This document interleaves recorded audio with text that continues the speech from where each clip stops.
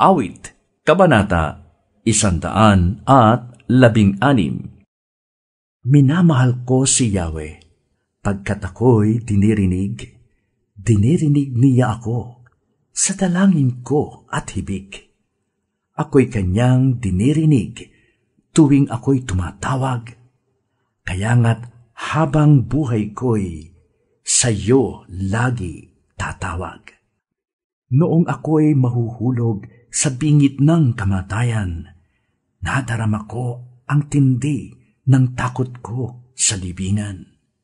Lipos ako ng pangamba at masidhing katakutan.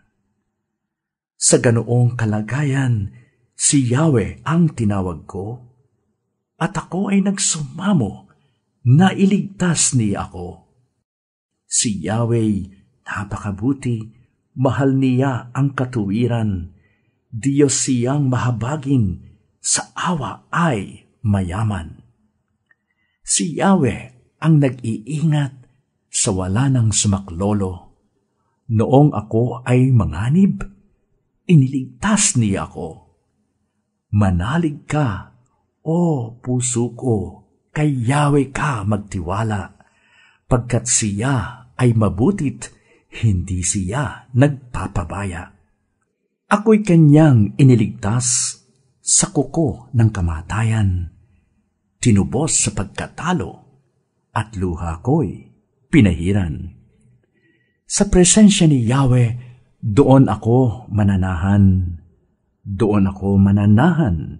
sa daigdig nitong buhay. Laging buhay ang pag-asa, patuloy ang pananalig. Bagamat ang aking sabi, ako'y ganap ng nalupig. Bagamat ako'y takot, nasasabi ko kung minsan, wala kahit isang tao na dapat pagtiwalaan.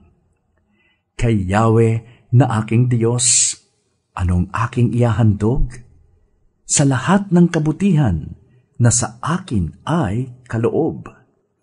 Ang handog ko sa dampana ay inumin na masarap, bilang aking pagkilala sa ginawang pagliligtas. Sa tuwinang magtitipon ang lahat ng kanyang hirang, ang anumang pangako ko ay doon ko ibibigay. Tunay ngang itong si Yahweh, malasakit ay malaki. Kung ang isang taong tapat, kamatayan ay masabat.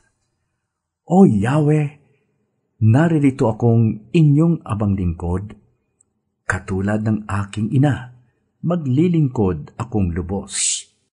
Yamang ako'y iniligtas, kinalinga at tinubos.